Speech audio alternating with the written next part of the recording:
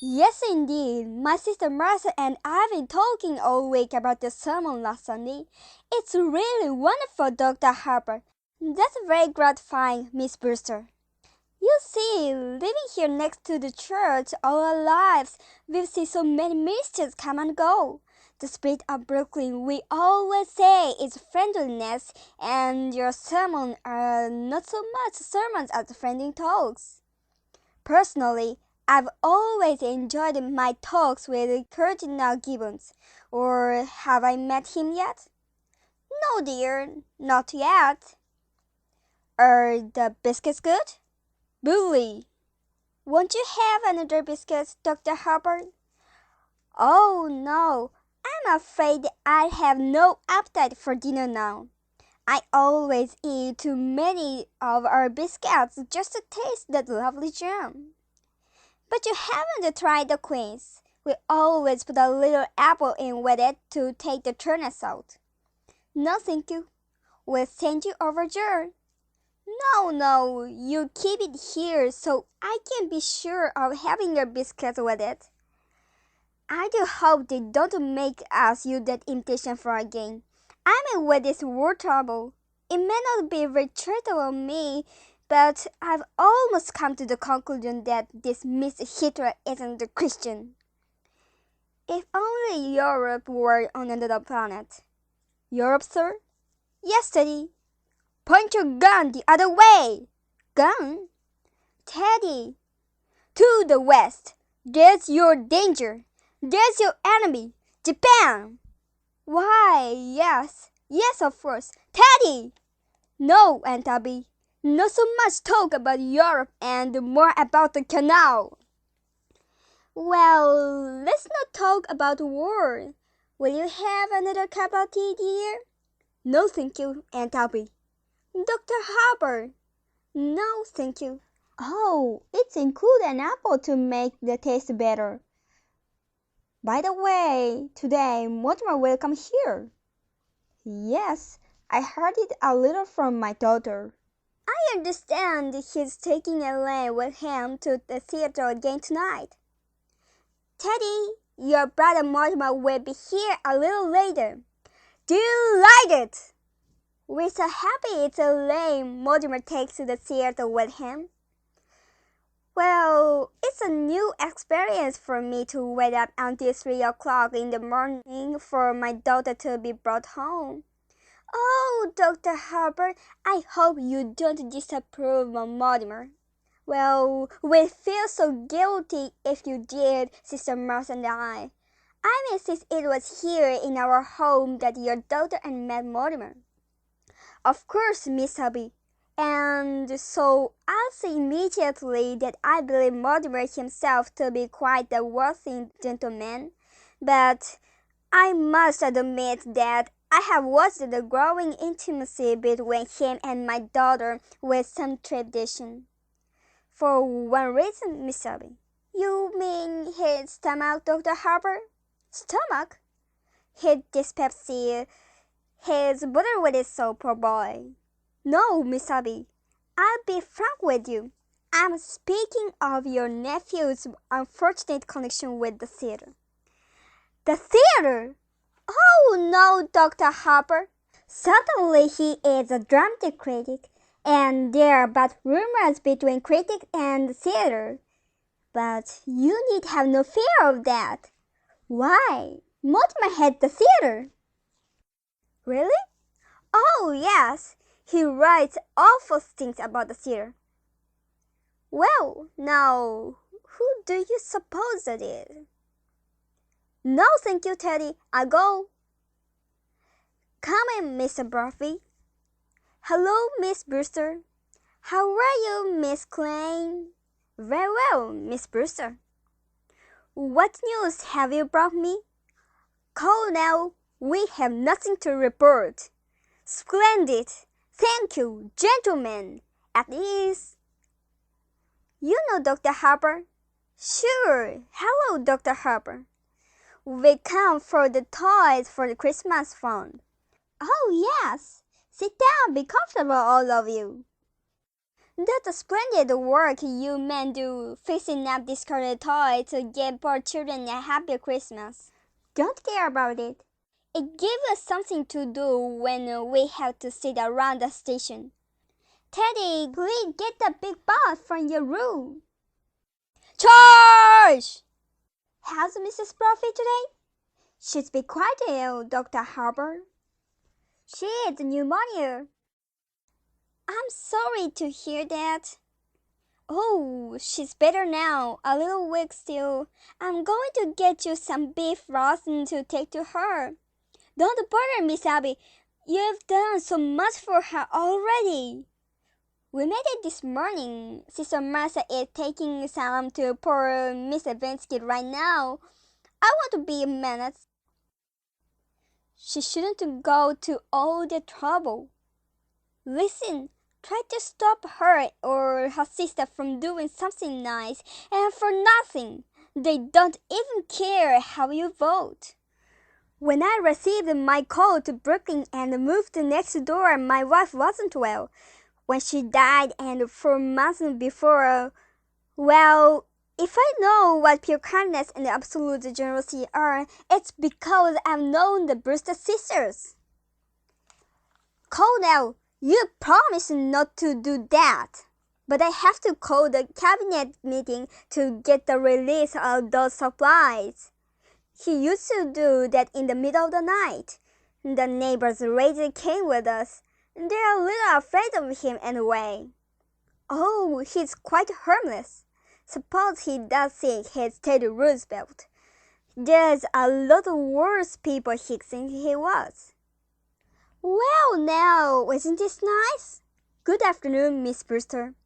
How do you do, Miss Brophy, Dr. Harper, Miss Klein? How are you, Miss Brewster? We dropped in to get the Christmas toys. Oh, yes, Teddy's Army and Navy. They were out. They're all packed. The coalnet upstairs after them. It seems the cabinet has to okay it. Yes, of course. I hope Mrs. Brophy is better. She's doing fine, ma'am. Your sister is getting some soup for me to take to her. Oh, yes, we made it this morning. I just took some to a poor man who broke ever so many bones. Oh, you're back, Mason. How was Mr. Brinsky? Well, dear, it's pretty serious, I'm afraid. The doctor was there. He's going to amputate in the morning. Can we be present? No. I asked him, but he said it's against the rules of the hospital. This is fine. It'll make a lot of kids happy. That only boy is nuts about soldiers. The General Mice. I've retired him. What's this? The organ. Teddy, dear, put it back. But the organ goes to Australia. No, Teddy. No, I've given my word to fighting Bob Evans. But Teddy, what's the difference of what kid gets it? Bob Evans, lazy coon. Here's the broth, Mr. Brophy. Be sure it's good and hot. Yes, ma'am. Well, run along, ma'am, and thank you very much. Not at all. Goodbye. I must be getting home. Before you go, Dr. Harper. Charge! Charge the bunkhouse! The bunkhouse? The stairs are always St. John Hill. It's not a bad thing. If he's happy, and what's more important, you're happy. You see that he signed this. What are they? Dr. Harper has made all arrangements for Teddy to go to Happy Day Santorum after he passes on. But why should Teddy sign any papers now? It's better to have it all settled. Mr. Witherspoon understands the deer to be filed away until the time comes to use them. Mr. Witherspoon? Who's he? He's superintendent of Happydale. Dr. Harper has arranged for him to drop in tomorrow or the next day to meet Teddy. I'd better be running along or Ellen will be over here looking for me. Give our love to Elaine and Dr. Herbert. Please don't think harshly on Mortimer because he's a dramatic critic. Somebody has to do those things. Did you just have tea? Isn't it rather late? Yes, and dinner is going to be late too. So, why? Teddy, good news for you. You're going to Panama and dig another log for the canal. Delighted! The bully! Just bully! I shall prepare at once for journey. Abby, while I was out. Yes, dear. I just couldn't wait for you. I didn't know when you'd be back and Dr. Harper was coming. But all by yourself? Oh, I got along fine. I'll run right downstairs and see. Oh no, there was time and I was all alone. Well, Martha, just look in the window seat. Oh, it's Elaine. Come in, dear. Good afternoon, Miss Abby. Good afternoon, Miss Martha. I thought the mother was here. She just this minute left. Didn't you meet her? No, I took the shortcut through the cemetery. Mortimer hasn't come yet? No, dear. Oh, he asked me to meet him here. Do you mind if I wait? Not at all. Why don't you sit down, dear? But we really must speak to Mortimer about doing this to you. Doing what? Well, he was brought up to know better. When a gentleman is taking a young lady out, he should call for her at her house. Oh, there's something about calling for a guard at the parsonage that discourages any man who doesn't embroider. He's done this too often. We are going to speak to him. Oh, please don't. It's wonderful to go to the theater almost every night of my life. It's comforting for us too, because if Mortimer has to see some of those plays he has to see, unless he is sitting next to a minister's daughter. My goodness, Elaine, what must you think of us not having tea cleared away by this time? Now, don't bother with anything in the kitchen until Mortimer comes, and then I'll help you. Mortimer should be here any minute now. Yes, Murder must have been surprised not to find me at home. I'd better run over and say good night to her. It's a shame you missed him, dear. If Mortimer comes, you tell him I'll be right back. Hello, Mart. Hello, Elaine. Hello, Aunt Martha. Abby, Mortimer's here. Were you going somewhere? I was just going over to tell Mother not to wait up for me. I didn't know that was still being done, even in Brooklyn. Hello, Mortimer. Hello, Aunt Abby. How are you, dear? Of course, fine. Abby, haven't we something to do in the kitchen? Huh? You know, the tea things. Oh, yes, the tea things. Well, you do just make yourselves at home. Just make yourselves at home. Well, can't you take a hint? Where do you want to go for dinner? I don't care. I'm not very hungry. Well, I just had breakfast. Suppose we wait until after the show? But that'll make it pretty late, won't it? Not with the little stinker we're seeing tonight. From what I've heard about it, we'll be at Blake's by 10 o'clock. You ought to be fair to these plays. Are these plays fair to me? I've never seen you walk out on a musical. That musical isn't opening tonight. No? During, you'll have to learn the rules. With a musical, there are always 4 changes of title and 3 postponements. They like it in New Haven, but it needs a lot of work. Oh, I was hoping it was musical. You have such a light mind. Not a bit. Musicals somehow have a humanizing effect on you. After a serious play, we joined the proletariat in the subway and I listened to a lecture on the drama. After a musical, you bring me home in a taxi and you make a few passes. Now wait a minute, Doreen. That's a very inaccurate piece of reporting. Oh, I will admit that after the Berman play, you told me I had authentic beauty, and that's a hell of a thing to say to a girl.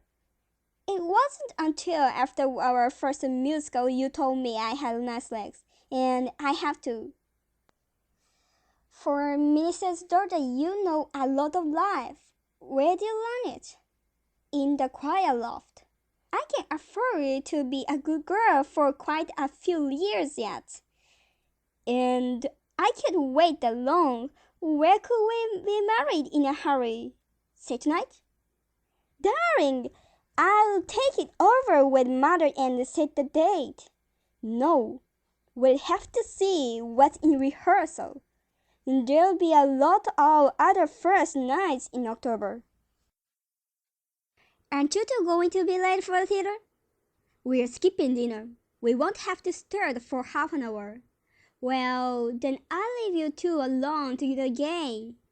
Don't bother, darling. I'm going to run over to speak to mother. Before I go out with you, she likes to pray over me a little. I'll be right back. I'll cut through the sentry. If the prayer isn't too long, I'd have a time to lead you beside the still waters. Mortimer, that's the first time I ever heard you quote the Bible. We knew Elaine would be a good influence for you.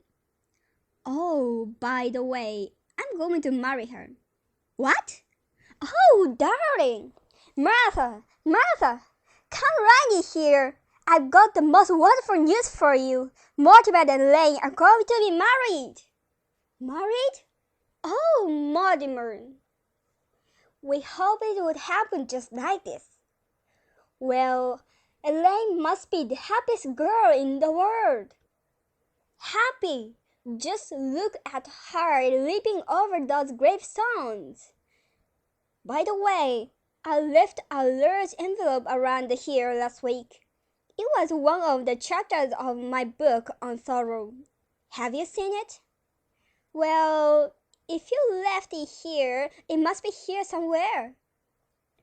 When are you going to be married? What are your plans? There must be something more you can tell us about Elaine. Elaine? Oh yes, Elaine thought it was brilliant. What was there? My chapter on sorrow. Well, when Elaine comes back, I think we ought to have a little celebration. We must drink to your happiness. Martha, isn't there some of the Lady Baltimore cake left? Oh, yes, and I'll open a bottle of wine. Oh, and to think it happened in this room. Now, where could I have put that? Well, with your fiancé sitting beside you tonight, I do hope the play will be something you can enjoy for once. It may be something romantic. What's the name of it? Mother Will Out. Oh dear! When the curtain goes up, the first thing you see will be a dead body. Aunt Abby! Yes, dear? You are going to make plans for Teddy to go to that sanitarium. Happy Dell. Yes, dear. It's all arranged. Dr. Harper was here today and brought the papers for Teddy to sign. Here they are. He's got to sign them right away. That's what Dr. Harper thinks. Then there won't be any legal difficulties after we pass on. He's got to sign them this minute.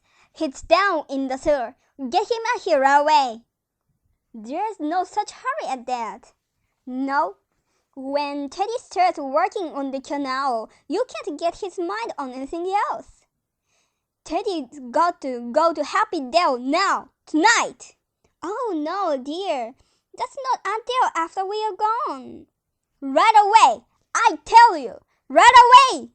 Why, Mortimer? How can you say such a thing? Why, as long as you will live, we'll never be separated from Teddy. Listen, Durrings, I'm frightfully sorry, but I've got some shocking news for you. Now we've all got to try and keep our heads. You know we've sort of humored Teddy because we thought he was harmless. Why he is harmless? He was harmless. That's why he has to go to Happydale. Why he has to be confined. Mortimer, why have you suddenly turned against Teddy? Your own brother. You've got to know sometime. It might as well be now. Teddy's killed a man. Nonsense, dear. There's a body in the window seat. Yes, dear, we know. You know? Of course, dear. But it has nothing to do with Teddy. Now, Mortimer, just forget about it.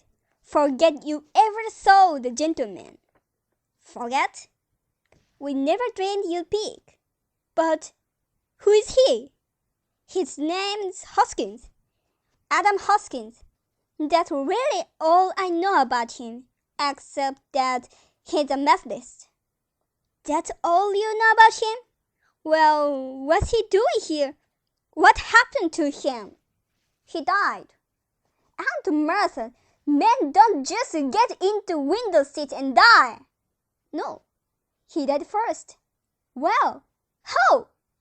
Oh, Mortimer, don't be so inquisitive. The gentleman died because he drank some wine with poison in it. How did the poison get in the wine? Well, we put it in wine because it's less noticeable. When it's in tea, it has a distinct odor. You put it in the wine? Yes, and I put Mr. Hoskins in the window seat because Dr. Harper was coming. So you knew what you'd done. You didn't want Dr. Harper to see the body. Well, not a tea. That wouldn't have been very nice. Now, Mortimer, you know the whole thing. Just forget about it. I do think Martha and I have the right to our own little secrets. And don't you tell Lane. Oh, Abby, while I was out, I dropped in on Mrs. Schultz.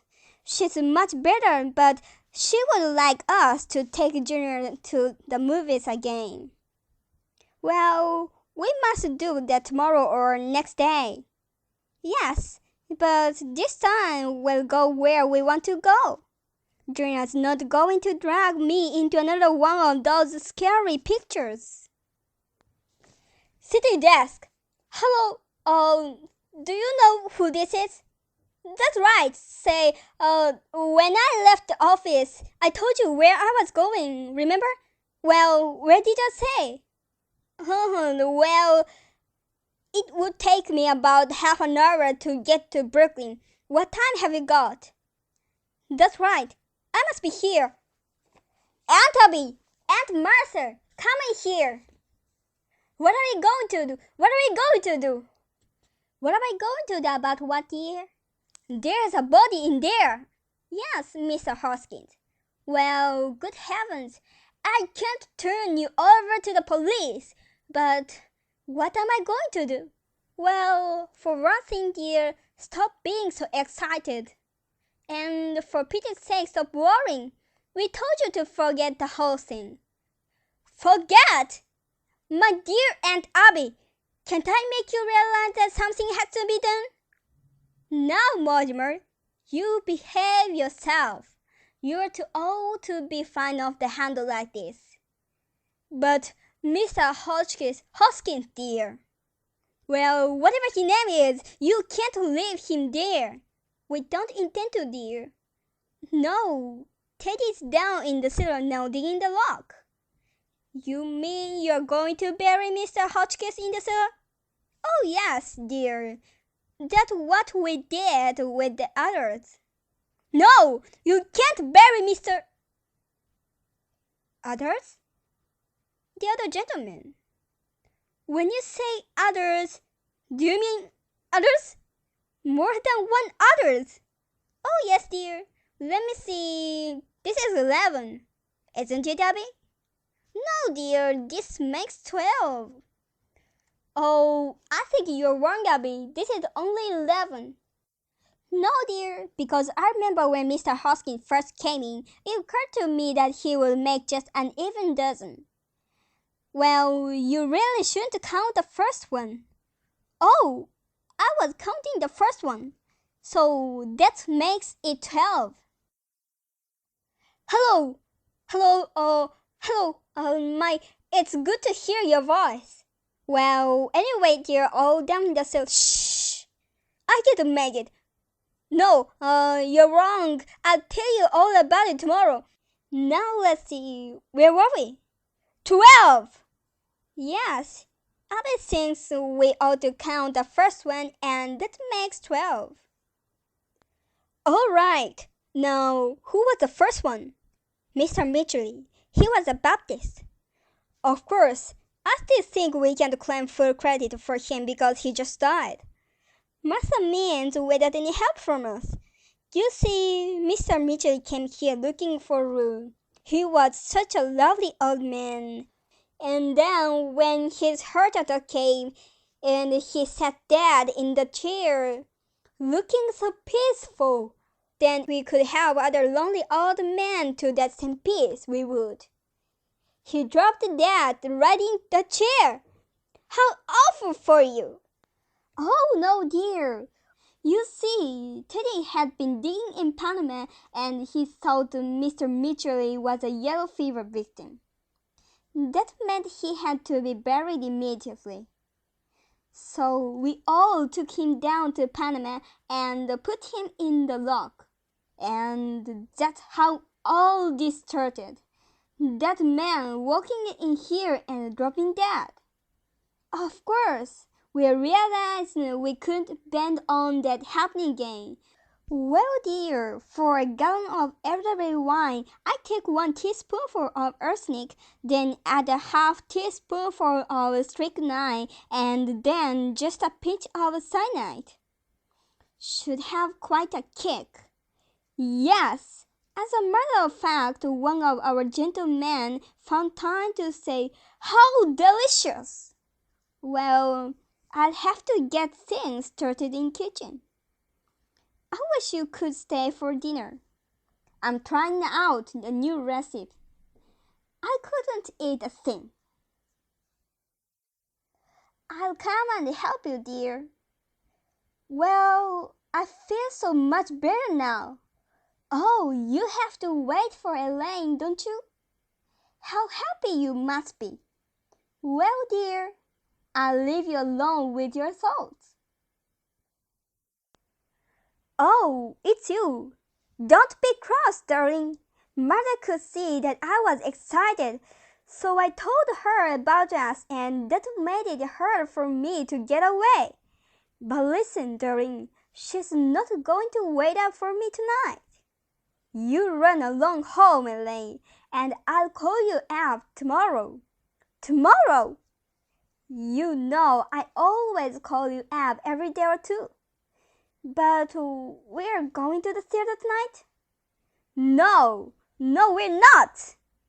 Well, why not? Elaine, something's come up. What, darling? Mortimer, you've lost your job. No, I haven't lost my job. I'm just not covering that play tonight. Now you run along home, Elaine. But I've got to know what's happened. Certainly you can tell me. No, dear, I can't. But if we are going to be married? Have you forgotten that not 15 minutes ago you proposed to me? I did. Oh, yes. Well, as far as I know, that's still on. Now you run along home, Elaine. I've got to do something. Listen, you can't propose to me 1 minute and throw me out of the house the next. I'm not throwing you out of the house, darling. Will you get out of here? No, I won't get out of here. Not until I've had some kind of explanation. Elaine! Hello! Oh, hello. Hold a minute, will you? Look, Elaine, you're a sweet girl and I love you, but I have something on my mind now and I want you to go home and wait until I call you. Don't try to be merciful. When we are married and I have problems to face, I hope you're less tedious and inspired. And when we are married, if you are married, I hope I find you adequate. Elaine! Elaine! Hello? Hello? Hello? Hello? Hello? Huh? That's a doorbell, dear, not a telephone. How do you do? Come in. I understand you have a room to rent. Yes. Won't you step in? Are you the lady of the house? Yes, I'm Miss Brewster, and this is my sister, and Miss Brewster. My name is Gibbs. Oh, won't you sit down? I'm sorry, we are just setting the table for dinner. Hello, let me talk to again. City desk. Oh, city desk? What? I'm sorry, wrong number. May I see the room? Why don't you sit down a minute and let's get acquainted?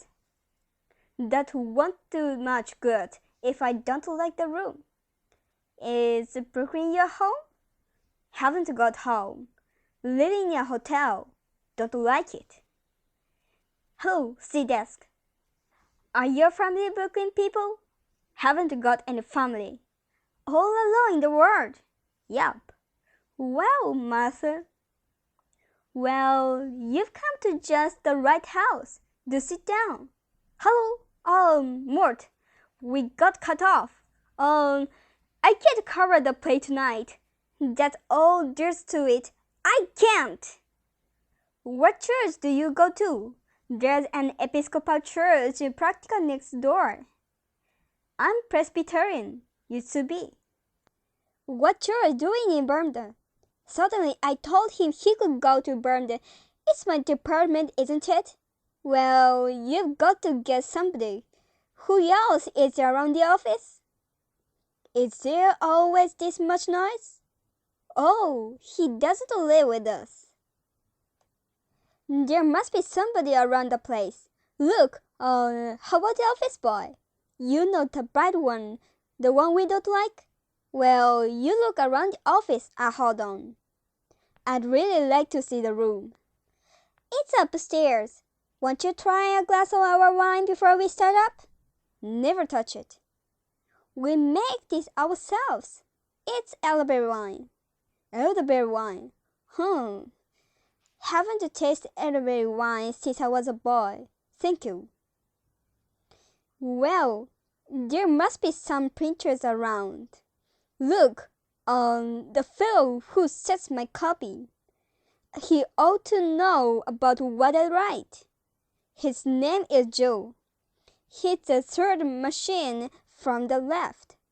But he might turn out to be another Burns Mantle.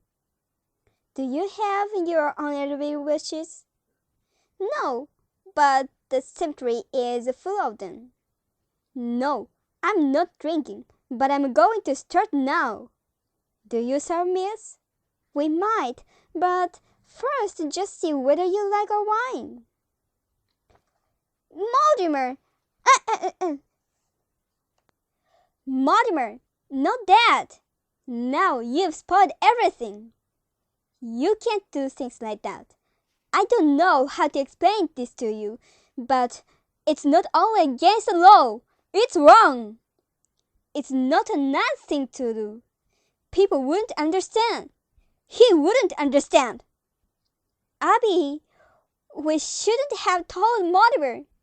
What I mean is, well, this has developed into a very bad habit. Mortimer, we don't try to stop you from doing things you like to do. I don't see why you should interfere with us. Hello? All right. I'll see the first act and I'll pan the head out of it. Let me down. Okay, I'm starting now. Look, I've got to go to the theater. I can't get out of it. But before I go, will you promise me something? We'd have to know what it was first. I love you very much, and I know you love me. You know I'd do anything in the world for you, and I want you to do just this little thing for me. What do you want us to do? Don't do anything. I mean, don't do anything. Don't let anyone in this house, and leave Mr. Hoskins right where he is. Why? I want time to think, and I've got quite a little to think about. You know I wouldn't want anything to happen to you. Well, what on earth could happen to us? Anyway, you do this for me, won't you? Well, we are planning on holding services before dinner. Services! Suddenly, you don't think we'd bury Mr. Hoskins without a full Methodist service, do you? Why, he was a Methodist. But can that wait until I get back? Oh, then you could join us. Yes, yes. Oh, Mortimer, you'll enjoy the services, especially the hymns. Remember how beautiful Mortimer used to sing in the choir before his voice changed? And remember, you're not going to let anyone in this house while I'm gone.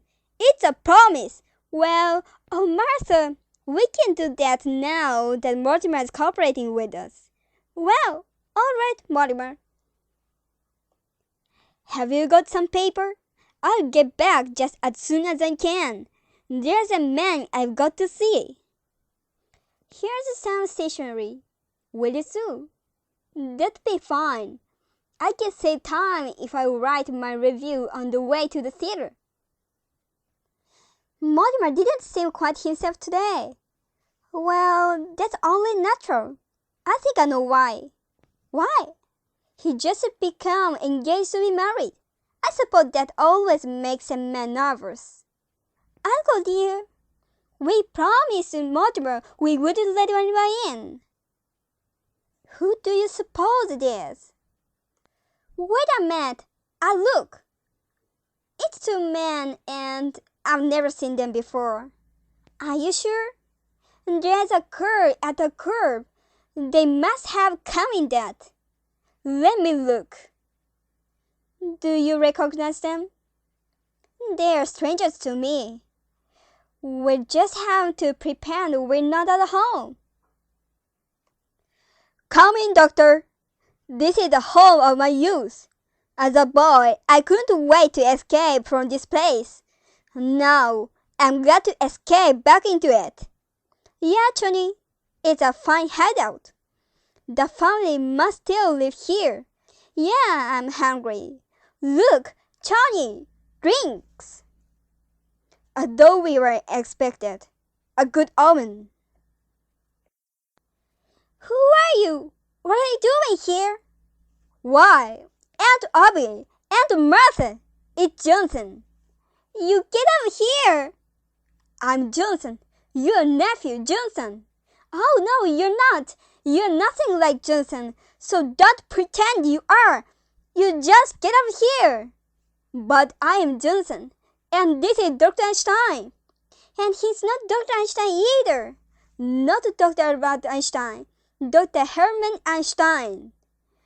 Who are you? You're not our nephew Johnson. I see you're still wearing the lovely garnet ring that Grandma Brewster brought in England.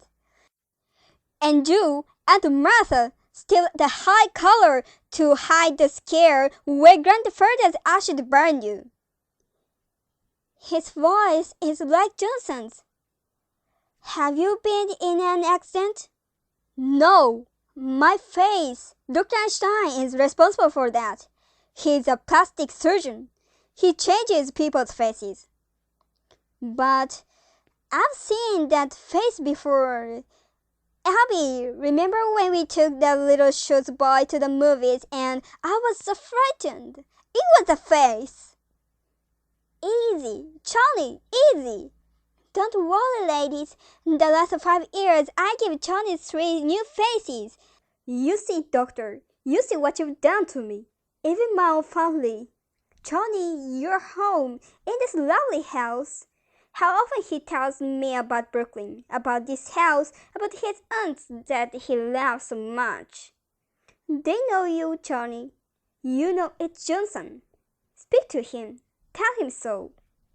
Well, Johnson, it's been a long time. What have you been doing all these years? Yes, Johnson, where have you been? Oh, England, South Africa, Australia, the last 5 years in Chicago. Dr. Einstein and I were in business there together. Oh, we were in Chicago for the World's Fair. Yes, we found Chicago awfully warm. Yeah, it got hot for us too. Well, it's wonderful to be in Brooklyn again.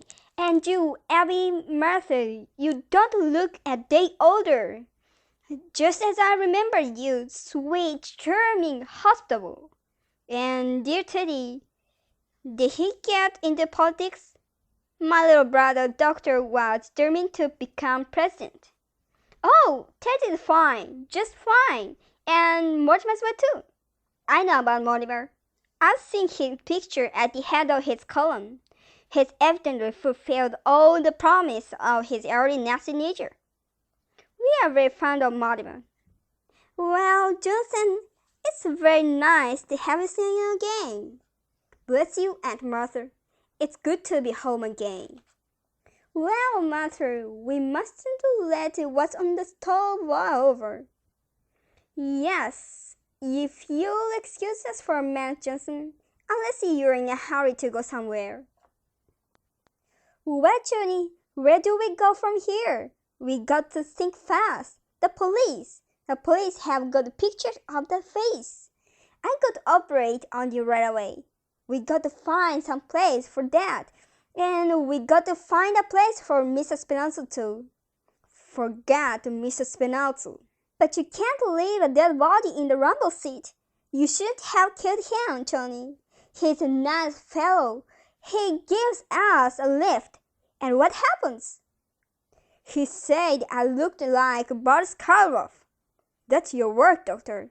You did that to me. Now, Johnny, we find a place somewhere. I'll fix you up quick. Tonight. Johnny, I got to eat first.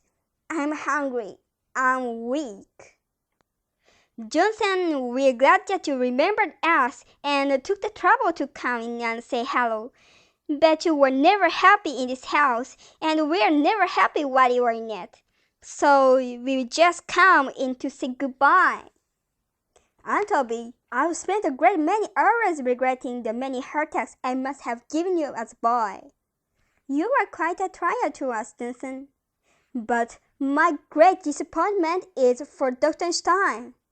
I promised him that no matter how rushed we were in passing through Brooklyn, I'd take the time to bring him here for one of Aunt Martha's home-cooked dinners.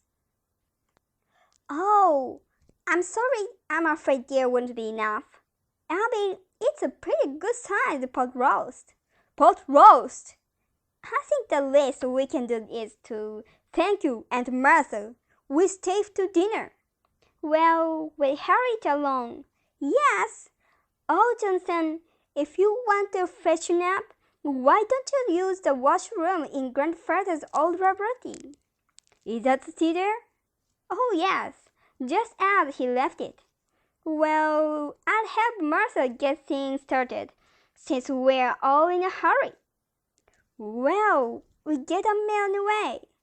Grandfather's laboratory. And just as it was, Doctor, a perfect operating room. Too bad we can't use it. After you've finished with me, why, we could make a fortune here. The laboratory, the large ward in the attic, 10 beds, Doctor, and Brooklyn is crying for your talents. Why work yourself up, Tony? Anyway, for Brooklyn, I think we're a year too late. You don't know this town, Doctor. Practically everybody in Brooklyn needs a new face. But so many of the old faces are locked up. A very small percentage, and the boys in Brooklyn are famous for paying generously to stay out of jail. Take it easy, Johnny. Your aunts, they don't want us here. We are here for dinner, aren't we? Yeah, but after dinner. Leave it to me, doctor. I'll handle it. Why, this house will be our headquarters for years. Oh, that would be beautiful, Johnny. This nice, quiet house. Those aunts of yours, what sweet ladies. I love them already. I get the bus on? Doctor, we must wait until we're invited. But you just said that we'll be invited. And if they say no, doctor, two helpless old women. It's like comes true, a beautiful dream. Only I hope you're not dreaming. It's so peaceful. That's what makes this house so perfect for us. It's so peaceful. Charge!